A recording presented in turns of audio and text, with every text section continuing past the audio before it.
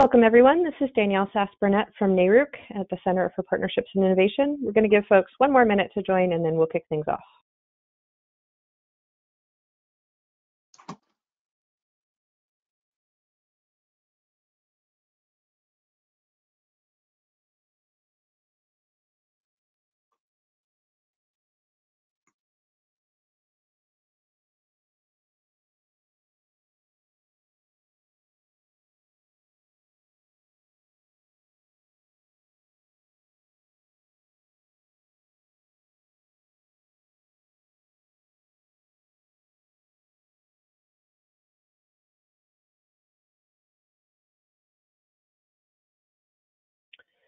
Great. Good afternoon if you're on the East Coast. Good morning if you're on the West Coast.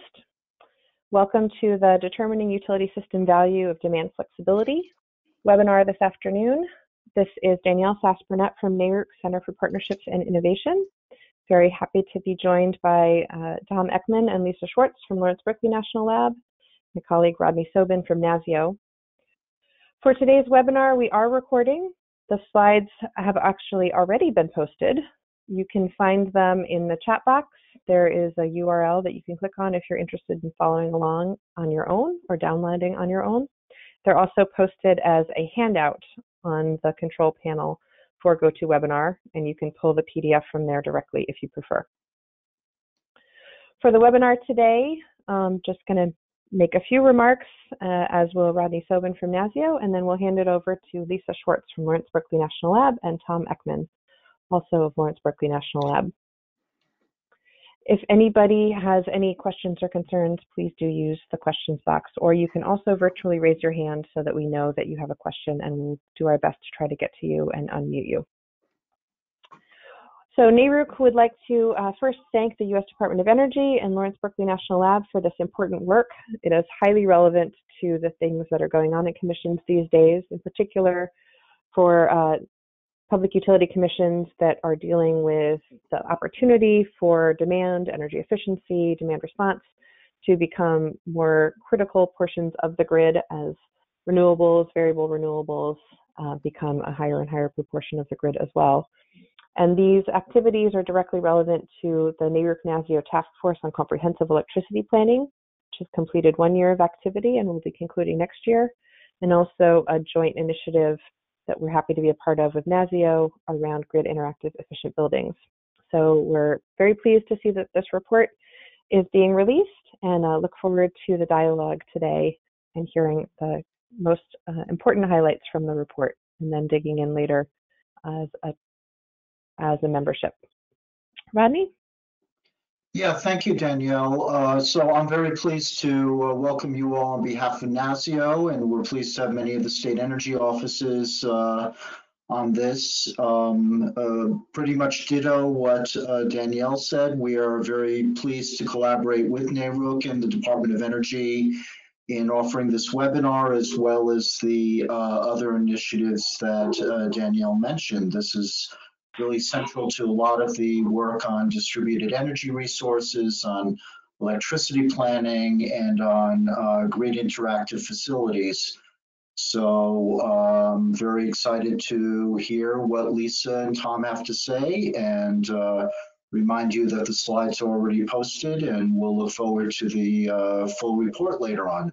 Thank you. Lisa, go ahead. Thanks, Rod.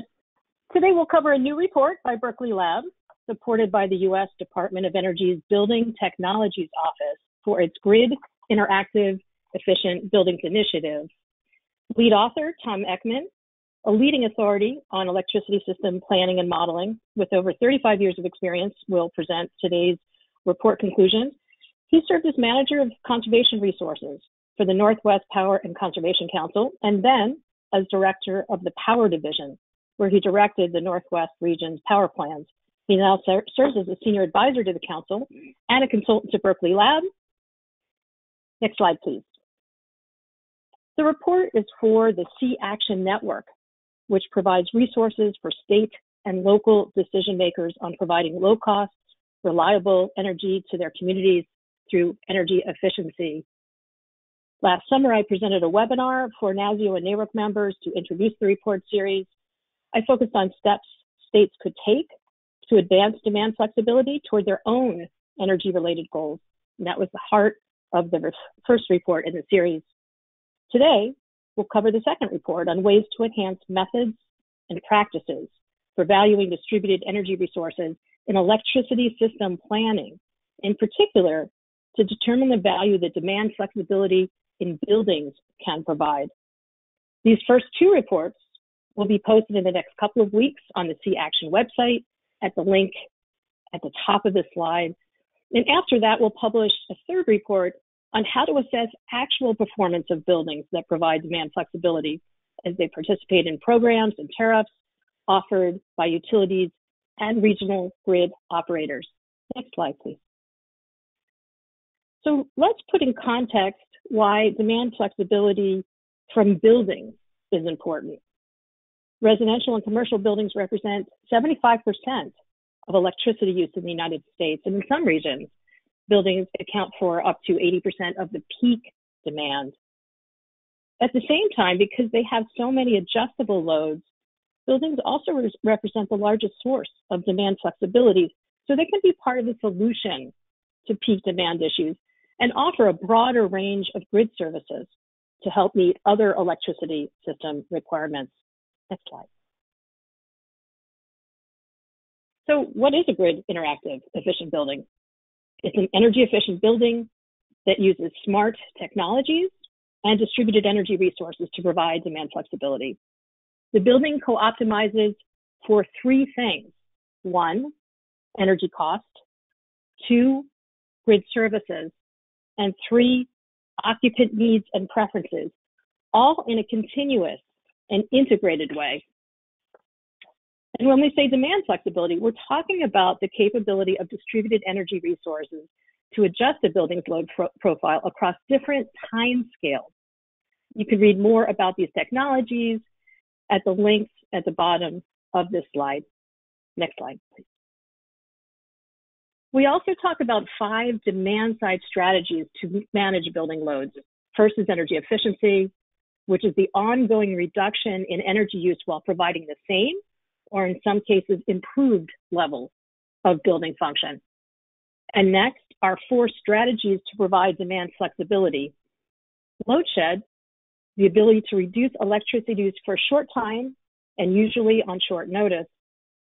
Shedding is typically dispatched during peak demand periods and emergencies. Load shift is the ability to change the timing of electricity use. Shifting may change the amount of electricity consumed. For example, shifting can result in more electricity use when it costs less, or using battery storage to reduce demand during peak periods when electricity costs are higher. Modulate means balancing power supply and demand, or reactive power draw and supply autonomously within seconds or subseconds in response to a signal from the utility or regional grid operator. For example, providing regulation reserves or frequency response using batteries. And finally, consumers can generate electricity from distributed solar or combined heat and power systems for on-site consumption, and in some cases, they can send electricity to the grid in response to a signal from the utility or regional grid operator, which also can be enabled by batteries. Next slide. So the point of grid interactive efficient buildings is that these strategies work in concert to improve the load curve that the electricity system needs to serve. In the stylized example shown here, the graph on the left shows that energy efficiency alone pushes down the load curve. If you add on-site generation like solar, as the middle chart shows, overall energy use is reduced, but the building's peak load may coincide with utility peaks. The chart on the right shows that load shedding and shifting flatten the building load profile, providing the greatest support to the grid. Okay, Dominic, I think it's time for our first polling question for our audience.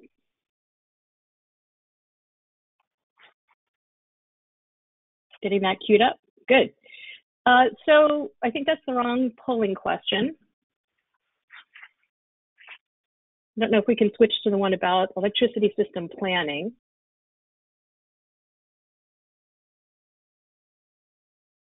Great, thank you. In the context of electricity system planning, do regulated utilities in your state, A, estimate the time-sensitive value of distributed energy resource impacts? B, include distribution and transmission capacity savings when estimating value of distributed resources? C, account for interactions between different kinds of distributed resources? D, treat distributed resources as options that planning models can select? Or E, I don't know.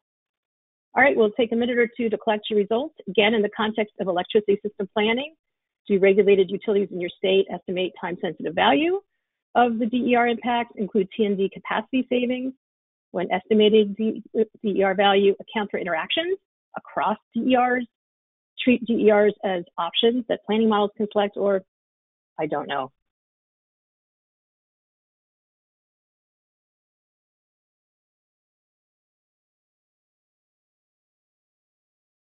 We have one more minute here to collect the tally.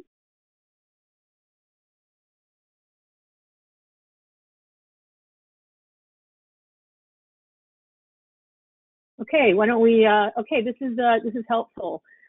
So we're not surprised that it's hard to know at this level of detail. So 44% of you said, "Hey, I just don't know." The next highest amount, folks were a third of folks thought that distribution and transmission capacity savings were accounted for when utilities estimated the value of distributed resources. And about a quarter each felt that the time-sensitive value of the impacts were accounted for, as well as treating the distributed resources as an option that planning models can select. Okay, that's great. Thank you so much. All right, now we're going to turn to the guts of the study. And Tom Eckman, please take it away. All right, thank you, Lisa. What I want to talk about first is just an outline of what we're going to go through in terms of the purpose of the report. It focuses on the methods and practices that are used to determine the economic value of demand flexibility for electric utility systems. This is the value that is the basis of pretty much everything else that the utilities do to design programs, market rules, and its fundamental purpose is to make sure that those along with rates, align the interest of the utility with its customers with respect to economic outcomes. Jurisdictions can use this as the basis for doing cost effectiveness analysis. It is the foundation on which most cost effectiveness analysis is done. In addition, many jurisdictions also have other policy objectives they might want to achieve, and they add non-utility system impacts to this analysis. But again, it's the foundation. It's the building block on which other things get stacked.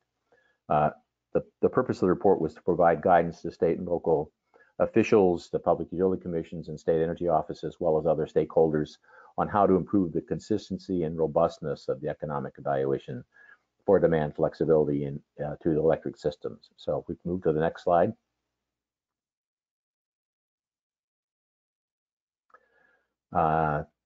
The top part of this graph, if you hit the button one more time, I think we've got a circle on there. This is the focus of the analysis. This graphic is from a EPRI document. There are two parts of the electric system. There's the bulk system, which is the wholesale side of things, and then there's the distribution system, which is the retail side of things. Both of these combine to produce the net economic value for demand side resources and for other resources.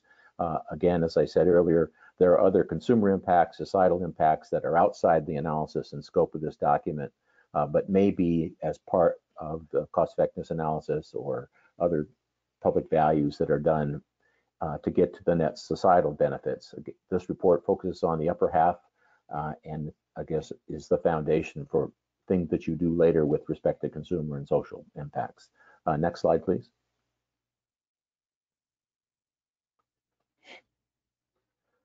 So this is a film that came out the year I graduated from high school several decades ago.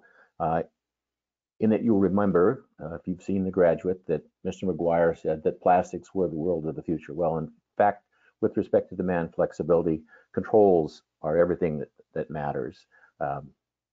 If you hit the button one more time, DERs interact with the grid, and their value is being established because the grid and/or consumers can control when they operate and how they operate. And that's fundamentally differentiates them from other energy efficiency or measures that do not interact with the grid but might provide similar utility systems. But because they don't interact with the grid, can't be called upon by the grid, or either because a consumer responds to price or some signal, they are not providing utility system value when the system needs them, or occupant value when the occupant wants them. Next slide, please. So we have a couple challenges. The first is the limited analytical capability. We have a sort of good news, bad news problem. The good news is that DERs are declining in cost, becoming more available, and utilities would like to include them because of those declining costs in their operations and in meeting resource needs for consumers. To do so, they need to develop analytical capabilities that they currently don't have, so that you can analyze demand-side resources in an organized and holistic and technology-neutral fashion, so that you can get them into the grid to determine their value for both generation, distribution, and transmission systems. The second slide, please. Next slide.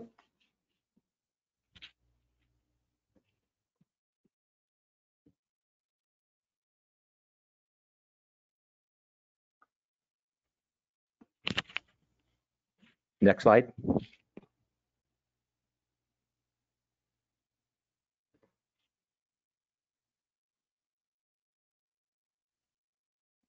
We seem to be stuck. Tom, would you keep? Yeah, we'll figure it out. But maybe you want to keep going in terms of the verbal portion. We'll catch up as soon as we possibly can. Okay. Let me bring up my backup. There's a second challenge with respect to planning, and that is that there's a lack of parity between the way we do economic analysis for standard generating resources and those that we do for demand-side resources. Typically, generating resources are valued as part of a analysis that's done that compares generating resources to other generation resources.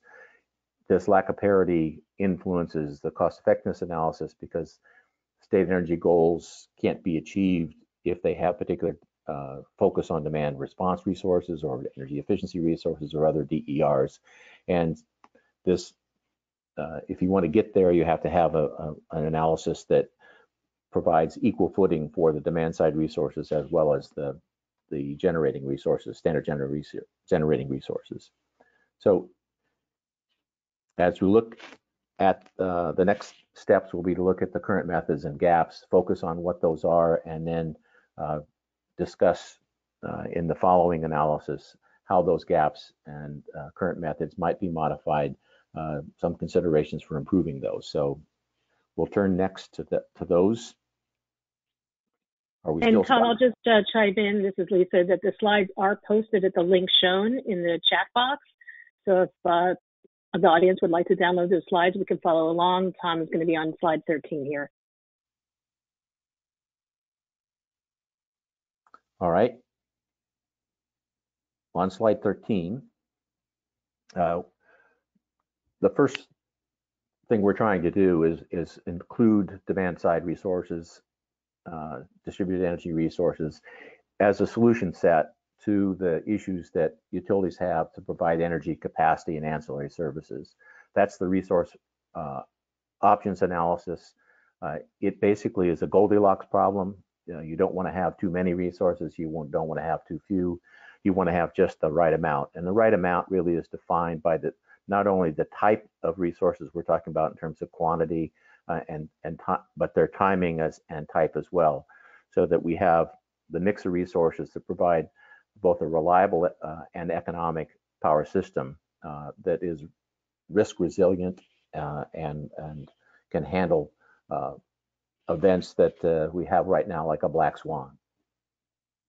So the basic issue that you're faced with, I'm on slide 14 for those following along, is that to solve the Goldilocks problem, you have to compare risk with cost. And if you add too much resource, you increase cost. If you add too little, you increase risk or have too little. And so you're basically trying, as a utility manager and planning analysis, look for the resource mixes that sort of minimize both cost and risk at some happy point. The models can give you information with respect to selecting what that mix of resources is, what that resource strategy looks like, and it compares both the cost of putting them in place and the cost of holding them, and how much risk you are willing to bear versus how much cost you're willing to pay. It's in the lexicon of resource analysis, it's determining what level of deductibility you want on your insurance policy. Moving to slide 15, there are 4 primary methods used now to determine which resources a utility system develops. Those can be applied to distributed energy resources. The first is a system capacity or market model. The most prevalent practice in using these models is that distributed energy resources are, their impacts are loaded into the load forecast, and that they reduce the growth rate of energy and peak demand. And then the model is left with a load forecast that they use as an input to optimize the type and amount and schedule of conventional resources, both on the generation side and more recently on transmission and distribution. A less prevalent approach is to use these models with distributed energy resources incorporated directly in them, so that they compete with conventional resources to solve either the generation problem, the transmission problem, or more recently even the distribution problem. So instead of just reducing the load growth is forecast is provided not net of the DERs, but with DERs not in them, and the model is used to run with that load forecast and optimize a combination of distributed energy resources and conventional resources. Another way to develop resources is through competitive bidding processes using market mechanisms, and this is clearly the most often used in organized markets around the country, where energy and sometimes capacity, or capacity and sometimes energy, is bid into the market, offered up for supply, and the lowest bidder wins until everything is satisfied in terms of resource need.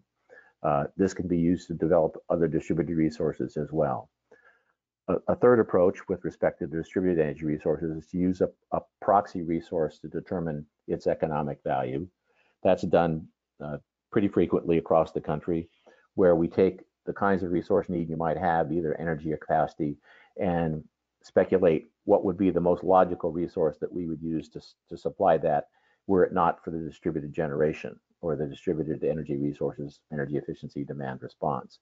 For example, peak demands are typically supplied by a new simple cycle combustion turbine, so it's a proxy for the price and value of the distributed energy resources that provide peak supplies. And a fourth option is basically to say we've got either a policy or administrative determination that we want so much renewables or so much energy efficiency developed, and we'll set that aside as a renewable portfolio standard or an energy efficiency resource standard, and we select resources in order to meet that goal. And that may have analysis supporting it, or it may simply be dictated by state legislature or some administrative process. Moving on to slide 16. The gaps in restructured markets are many and are listed here. Not all DERs are eligible to participate in markets. Demand side resources in the form of energy efficiency and demand response can. Other resources typically can't, at least in terms of distributed resources. Not all utility system values are reflected in the bulk power markets. For example, your locational value, avoided transmission and distribution isn't there.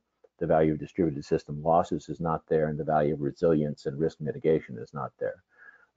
In some markets, long-term resource value is not recognized. For example, in PJM, there's a limit of 4 years on the life of a measure because of the administrative process used to set the resource development goals. So even if a resource lasts beyond 4 years, its economic value in terms of return that you might get is limited to 4 years. Moving to slide 17, there are gaps and limitations in current practices by vertically integrated utilities and vertically integrated states that regulate those. Not all utility or state requirements include all system benefits that DERs provide. Some include time varying or locational and risk mitigation values, some do not. Not all utilities or state requirements quantify the systems in the same way, quantify system benefits in the same way. Some use marginal distribution system losses to gross up the impacts to the generation and transmission systems, while others use average system losses. Some have very accurate load shape information on the impacts of the DERs, and some do not. Resource options often fail to account for the interactions between DERs. For example, EE and demand response can interact pretty directly. Distributed generation forms and storage can interact. Those may or may not be accounted for in the analysis. Typically, resource optimization modeling embeds the demand impacts in the load forecast, so it fails to capture potential interactions that DERs have with the existing and future resources. And we'll illustrate these limitations in a moment. Commercially available capacity expansion models have a limited capability to model distributed energy resources, except for battery storage and demand response. So that's also, if you can't model them as a competitive resource in the model, or there's a limited capacity to do that, following that approach makes it exceedingly difficult to utilize that approach. So let's go through several examples of where these limitations apply. I'll talk about not accounting for all substantial utility system impacts, the impact of using inaccurate load shapes to determine the time varying value, not accounting for distribution and transmission capacity savings, and not accounting for interactions between DERs themselves, and not accounting for their interactions between DERs and the existing and future utility system resources, and finally failing to quantify risk mitigation and resilience value of those resources. So we'll go through each of those one at a time and to illustrate what these problems are. Are we back up yet, or should I just continue? We've been back up for a while. You're good. Okay. I'm following along. Let me join you back. So let's go to the next slide, please. Slide 19. This is an illustration of from a report that was done by DOE and by Natalie from the lab that looks at 20 some odd states and what they include in the electric system benefits. And you can see that there's some gray areas and there's some white areas. And with respect to on the distribution side, there's a lot more white than there is gray. But there's also spots of white in the generation and transmission side. So that, and these are not all states, but these are the states that were in this analysis. It illustrates the consistency by which all electric system benefits for DERs are included. And as you can see, while this was not systematic, it pretty well illustrates that there are some gaps there. Next slide, please.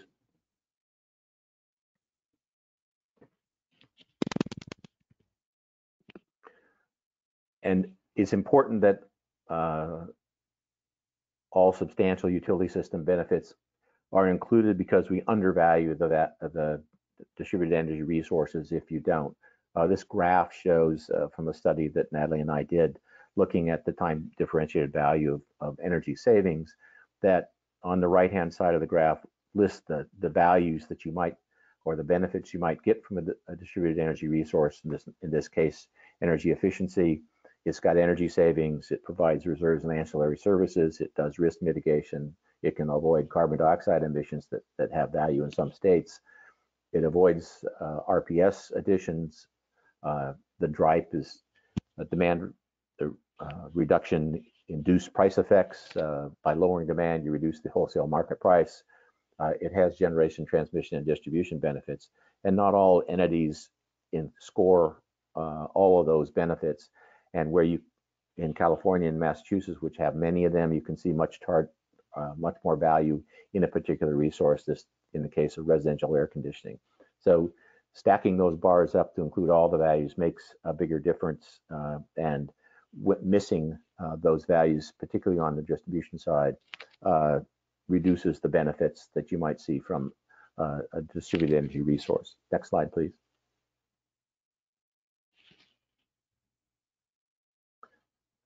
This is just an illustration. Hit the next button. There are two slides. There are two graphs here, one in blue, one in red. The red is the value of residential lighting savings, levelized value of the annual energy savings from a lighting measure using the load shape that's a default load shape in a program called DS-MORE, which is a pretty prevalent economic analysis tool used by utilities. And the blue uses the same savings on an annual basis, but spreads them over the load shape based on metering of residential lighting load shape. And you can see that they are quite different in terms of the hours of the day and the percent of load that occurs during what period of time.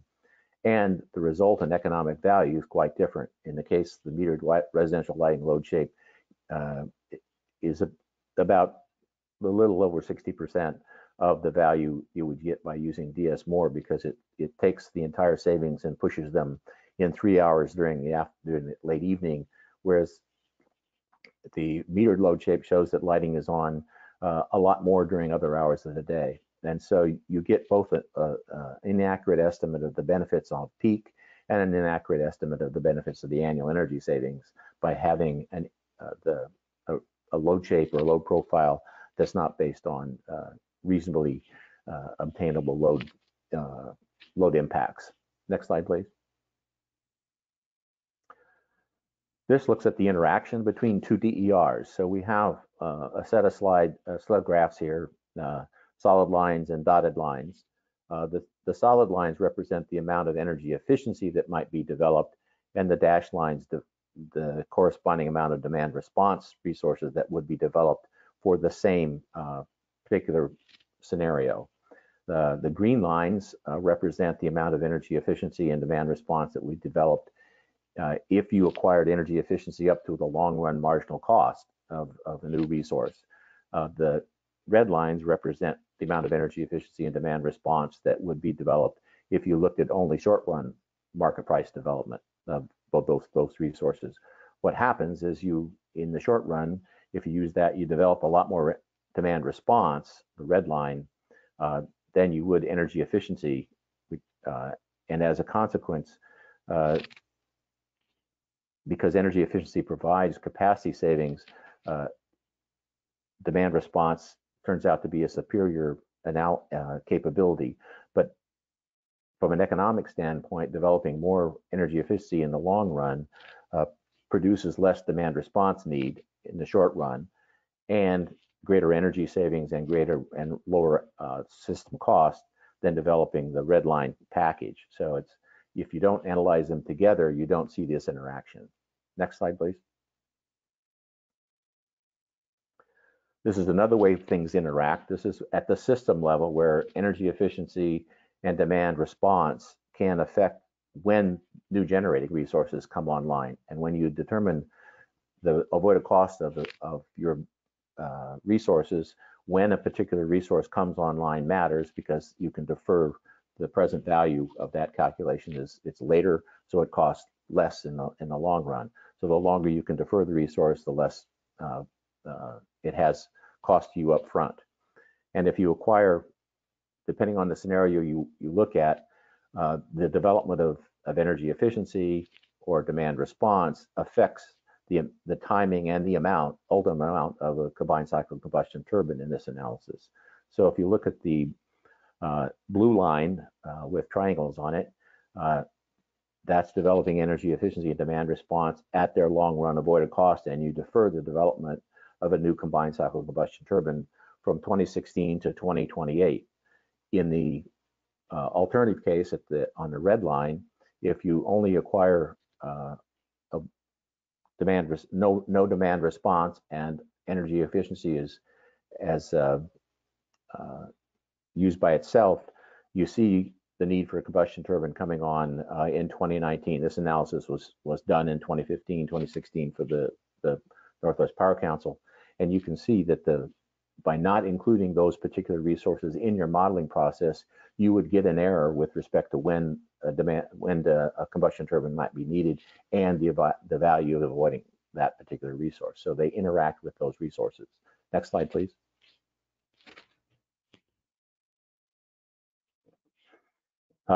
Market equilibrium models, as I mentioned earlier, have a difficult time dealing with risk. They are typically what we call deterministic models. They assume that we know not only the known knowns, how many houses we have today, but how many houses we're going to have tomorrow, but also the known unknowns and the unknown unknowns. So they're deterministic in the sense that they have perfect foresight about the future. We can do sensitivity studies with these models, but they only compare optimizations that were done for single futures, not things that turn out to be events that we haven't predicted or can't predict. And so as a consequence, because they're not looking at risk, they understate its value, the risk mitigation value of energy efficiency, of demand response, and other distributed energy resources, and its value for risk mitigation as well, and resilience mitigation as well. Next slide, please.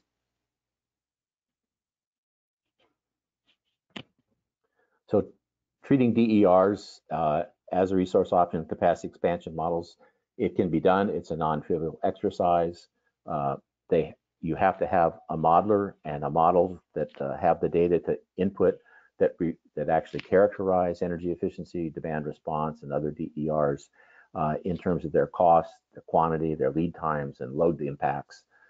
And it requires capable modelers, potentially multiple model runs, and a lot of post-processing of the model outputs to make these comparisons between scenarios A, B, C, D, E, F, and to get the risk analysis done. So it's possible, but it's a big lift. Next slide, please.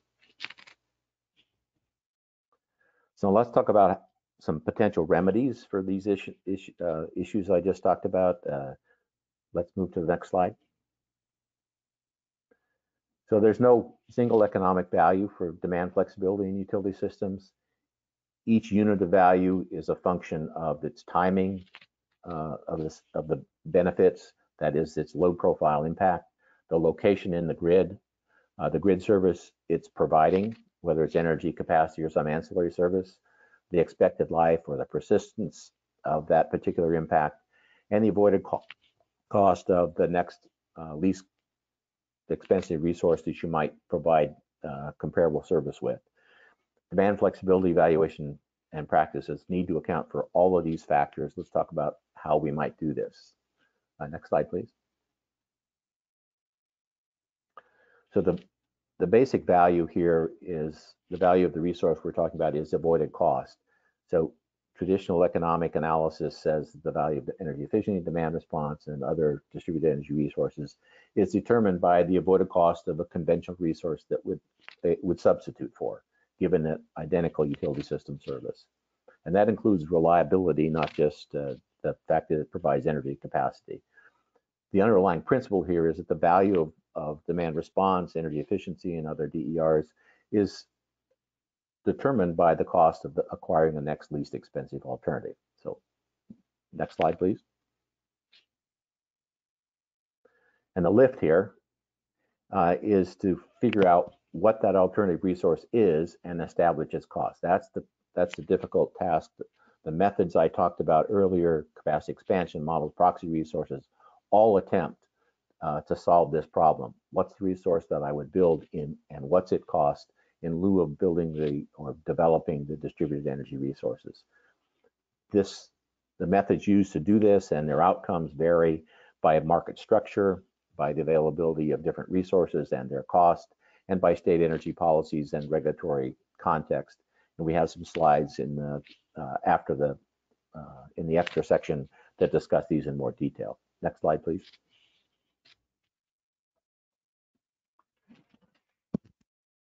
So there are 7 recommendations, 7 considerations that we have in the report.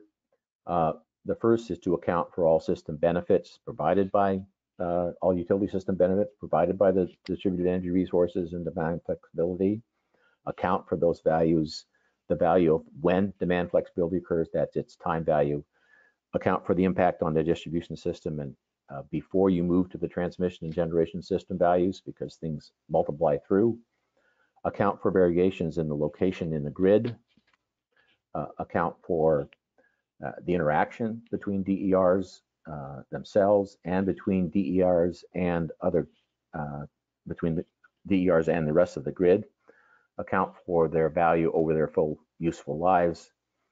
And I think we got all the bullets. Let's move to the next one.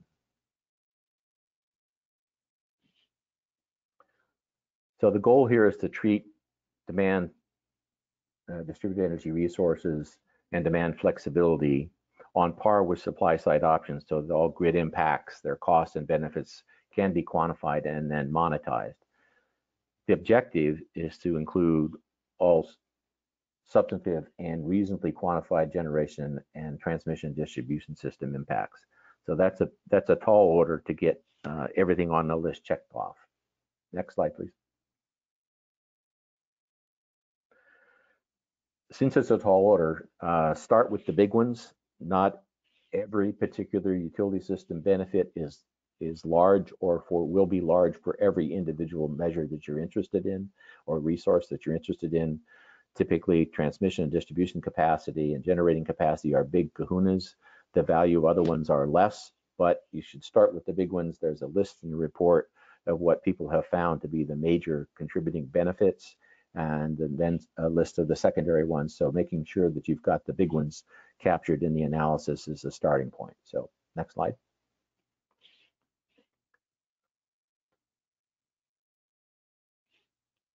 Because we're talking about, if we go back to the graduate, we're talking about things that could be controlled, and the value of demand flexibility stems from the fact that it is fundamentally dependent upon the timing of its impacts because it's controlled to provide certain utility system benefits when they're needed and where they're needed. That means that the demand flexibility has to be addressed on a much more granular time scale than we have for, say, energy efficiency in the past, or in case, and maybe even demand response. So that we're talking about things that are sub-hourly, maybe daily, but largely for ancillary services, sub-hourly, maybe down to the seconds level. And so understanding the load impacts of the resource you're under consideration in terms of time scale is much more important than it is or has been in the past when you're looking at annual energy savings, for example. Next slide, please.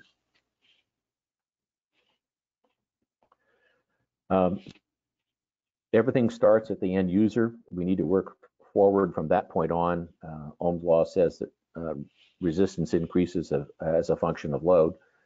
Demand flexibility reduces distribution system losses when they are highest, and as a consequence, when you multiply through those losses to the transmission and avoided generation, they are larger because they not only impact the amount of generation needed, but the reserve margin required of that generation at system peak. The locational value is fairly significant, associated with and needs to be calculated first, so you can adjust inputs downstream for the transmission and generation system values reflective of both the distribution system losses and the locational impacts of those losses. Next slide, please. So start there first. This gives you an example of how that works. If you've got X distribution system losses, those can change the T&D losses. They can change how much generation you need because it's a function of both transmission and distribution losses, both for energy and capacity and the amount of ancillary services you need.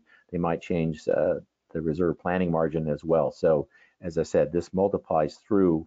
So you have to start on the distribution side to look at those impacts first and then move through the rest of the system because the impacts start there. Next slide.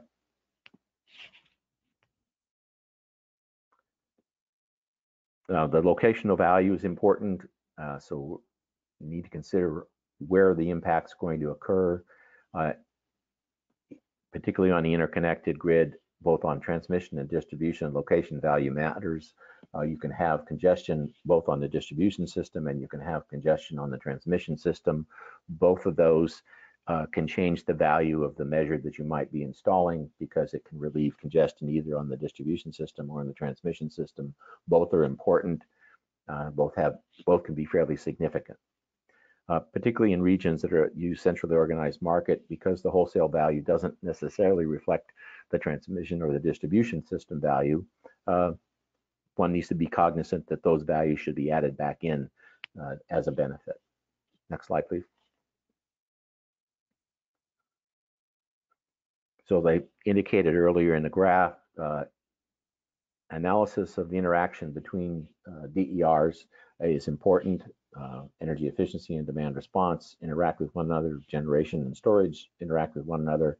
You can look at those as pairs to see what those impacts might be. Looking at solar plus storage or solar without storage will give you a different answer of the total benefits and the timing of those benefits, that they're controllable because you have storage that you can make use of at a different time than just having generation without the storage.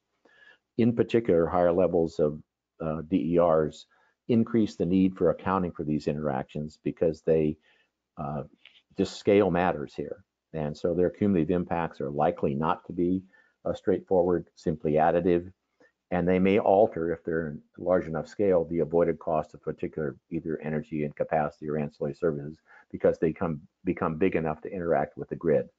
So the hope, of course, is that widespread deployment of demand flexibility for grid services will, in fact, lower the cost of grid operations and infrastructure development. So we need to make sure that we're accounting for the fact that they impact on the grid, at least at some scale, and that getting that into the analysis so that you can reflect those impacts is important. Next slide, please. Account for the benefits of useful lives. This one has some program impacts I'll talk about in a second.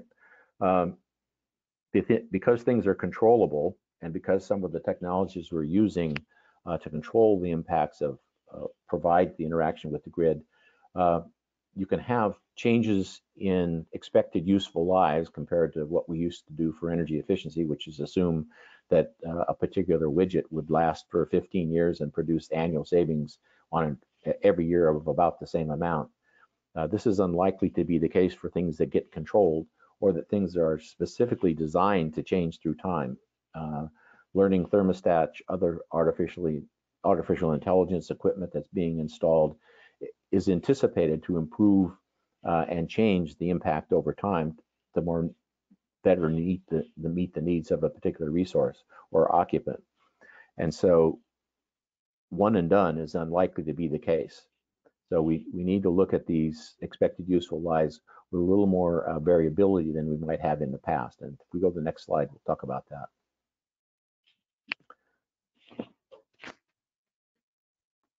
So as you get variations in impact through time, both at the measure level, at the grid level, as I said, their dispatch when controlled by the grid operator might be dictated not just by the grid operator, but how many owners of the buildings and their occupants respond in a particular way.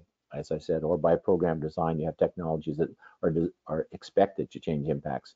So the best way to handle this from a planning standpoint is to think about how you might operate your programs that rely more on things like pay for performance mechanisms than one-time upfront payments. This is sort of secondary to the value, but again, because the value to the utility system is the foundation on which programs are designed and rates are designed, one needs to be cognizant that the stability and persistence of those impacts may be different than we are used to in the past, or at least to treating it with respect to both demand response and particularly for energy efficiency. Next slide, please.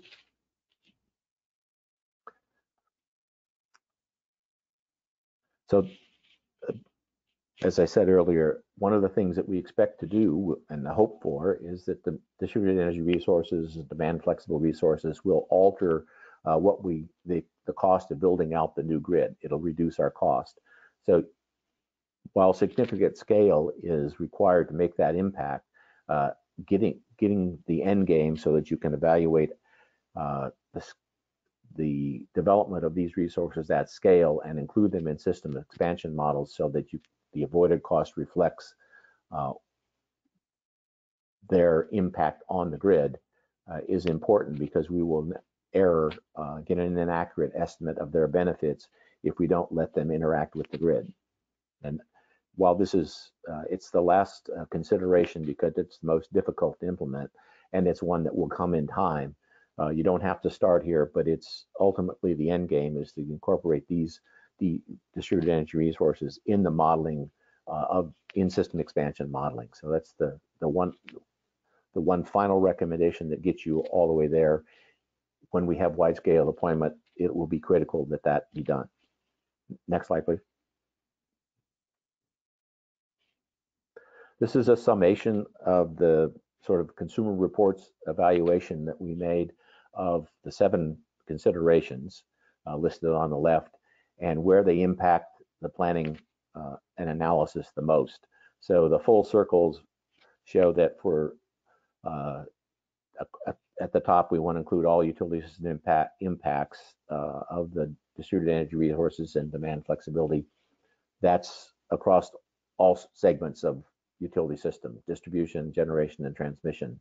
But when you get down to variations, number 4, at specific locations in the grid, it's important for distribution, it's important for transmission, but less important in the generation planning aspects of things, although it's not immaterial, so there's a little bit of a wedge there.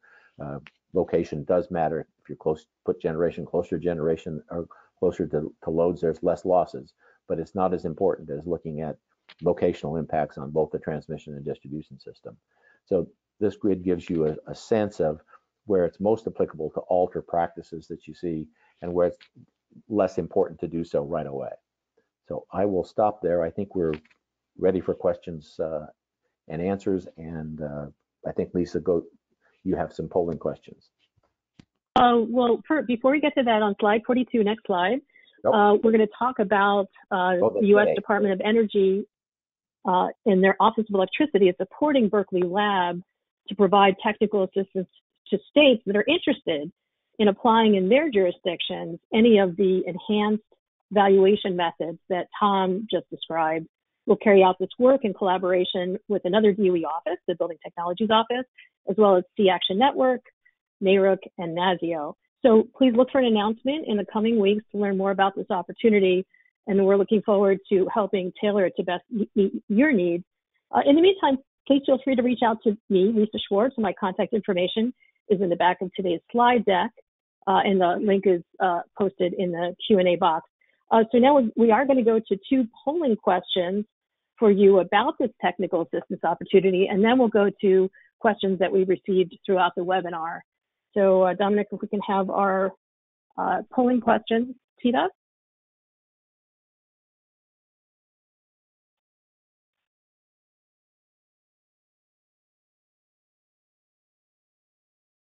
All right, the first polling question. Well, we'll go to this one. This one is, what technical assistance services would be most useful to your state if you're potentially interested? And in this case, you can select all that apply. A, individual state consultations on active proceedings. B, building up your state's capabilities, or building up your agency's procedures for various planning tasks. C, helping update planning guidance for utilities. D, information and education, things like case studies, webinars. E, none of the above.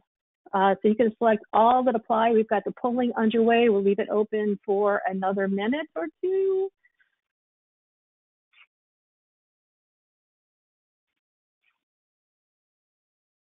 Give it maybe another 30 seconds here.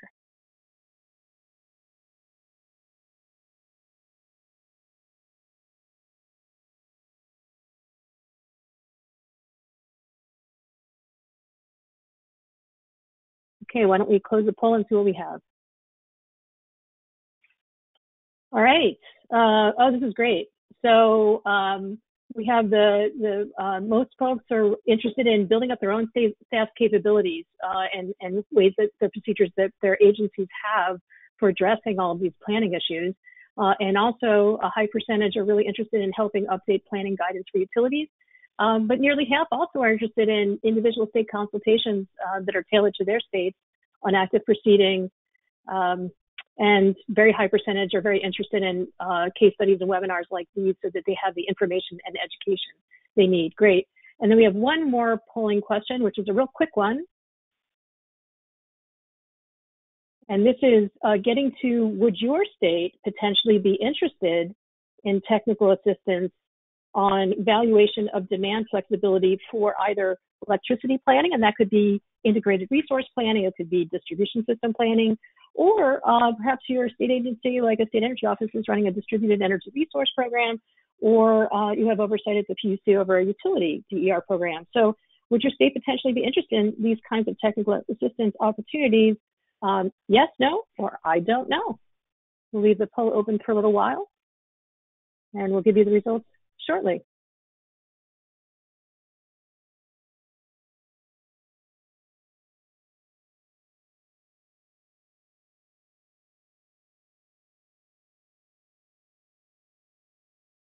Okay, I think we can wrap that.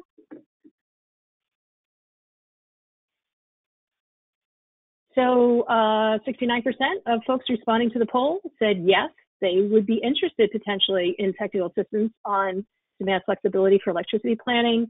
And other folks probably need to get back to their managers or potentially even commissioners and find out if that makes sense. We're going to be having more conversations with you about this in the coming weeks. So thanks so much. I would like to go now to some questions that have come in from the audience. First, Dominic, can we go back to slide 22 in the slide deck?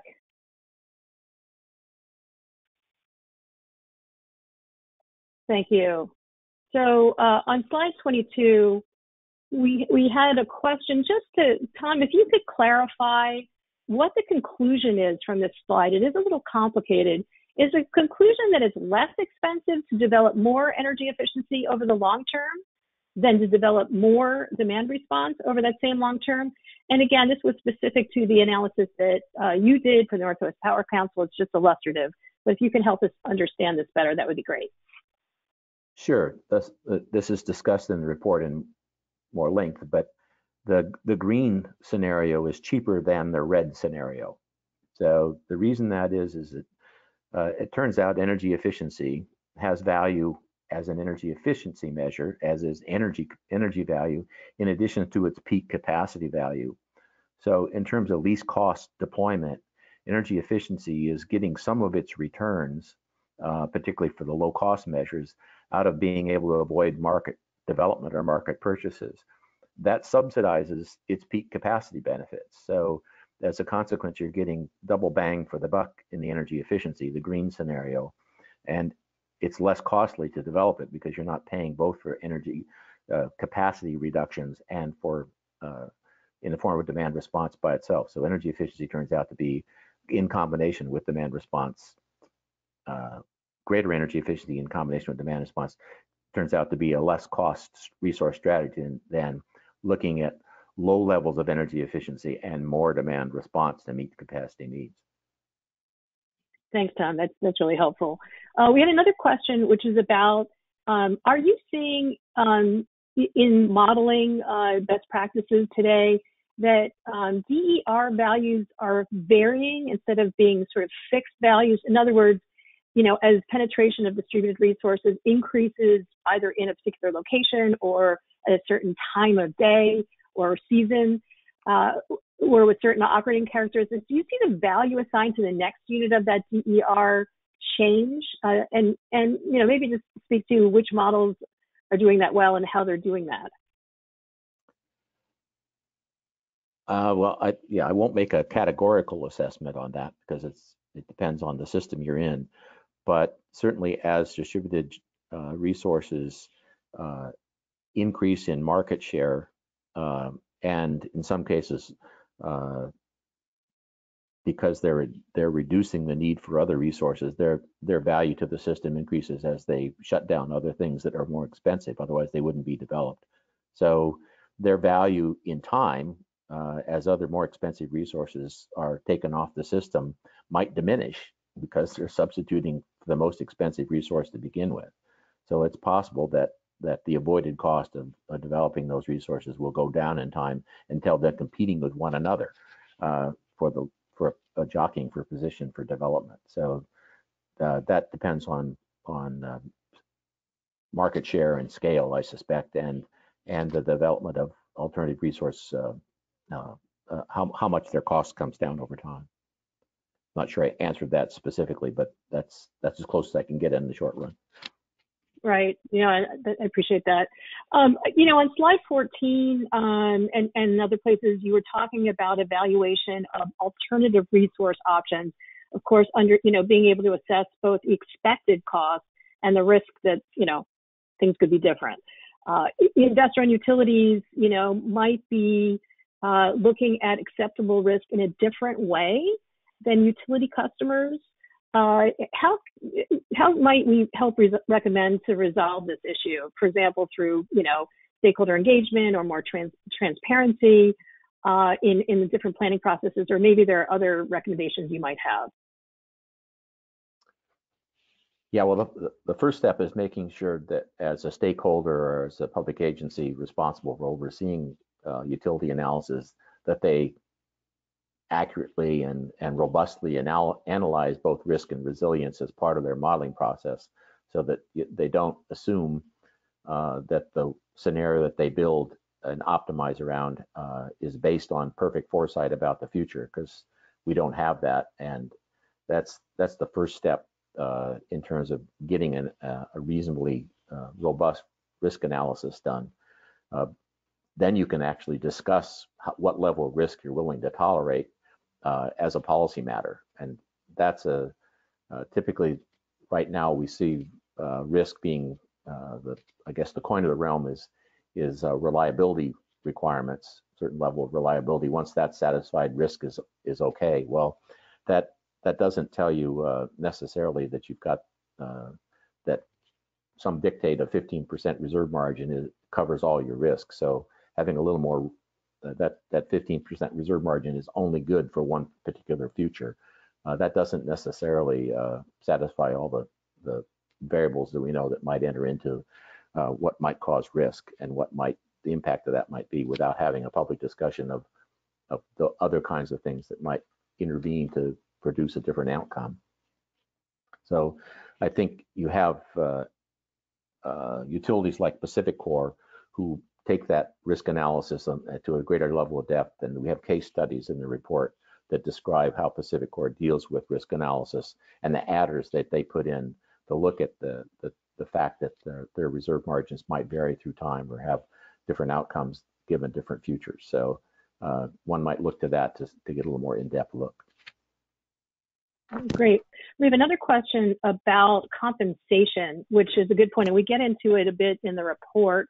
Compensation is different than valuation. So perhaps you can speak to just generally, when we refer to valuation, what we mean, when we refer to compensation, what we mean, and then further, what do you see in terms of utility customer programs of various kinds for distributed energy resources? How do you think compensation is going to go for distributed resources with controls that are providing demand flexibility? It's going to be administratively determined values, proxy values, market values, pay for performance. I know that's a big question, but it is a big part of the report that's coming up. Yeah, I think, well, compensation clearly is different than economic value. It's the difference between price and cost. And as economists say, those are not the same thing. What you pay for something may indicate its value, but it doesn't necessarily indicate its cost to the producer. And so historically, with respect to demand response, and more particularly for energy efficiency, consumers have been compensated for some fraction of the value that the utility sees by development of those resources. That's unlike generating resources, which are paid that their cost plus some sort of markup for profit if it's an independent generator. Well, hopefully if they get some profit, otherwise they won't stay in business. So parity would say we'd be willing to pay up to the value of the next avoidable resource for all these distributed generation and other distributed resource options. That's not historically how it's been done, but in point of fact, that that is what you should be willing to do on an strictly economic term. So compensation would be up to the value of the avoidable resource that you would develop in lieu of that. And that happens in organized markets, less so in vertically integrated utilities. So it's a robust topic to address, probably not within a few minutes we have remaining. All right, thanks, Tom. I have two quick questions that I'm going to answer quickly, and then maybe one last question because we are over time for you, Tom. So first, someone asked, when will the report be available? And it should be in the next week or two, which is great. And then someone also mentioned, hey, what about flexibility with respect to water use? Just, wanting to have a plug for water utilities also being able to enact some sorts of demand flexibility, not just electricity, which is the subject of our work. So thanks for those two comments and questions. And then Tom, perhaps the last question for you given time.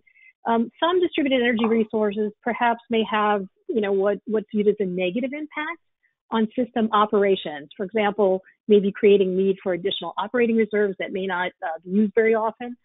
So the question is about whether the value proposition of distributed energy resources, their broader value for demand flexibility, if it's appropriately recognized through these planning enhancements that you've discussed, will that help offset these, negative system operations impacts? Yeah, I want to be clear that the valuation, we're talking about the value of these resources, not whether they're cost effective. And determining their cost effectiveness is dependent upon the specific technology, its market availability and deployment cost. And so in order to implement some of these technologies, there's utility infrastructure, not only just in the field for switches and controls, but in the back office for things to develop the payments mechanisms for doing that. So this is the first step in getting there, is that what's my avoided value for doing these things? There's another step that requires the utilities go through and the public agencies go through that regulate them, go through a process of determining how much it will cost to deploy them. So you got to have the two pieces together before you can answer the question about how much you should actually develop. Again, this is simply looking at what's the value if we could develop them as these technologies mature. Their cost is likely to come down. It will be system specific for deployment.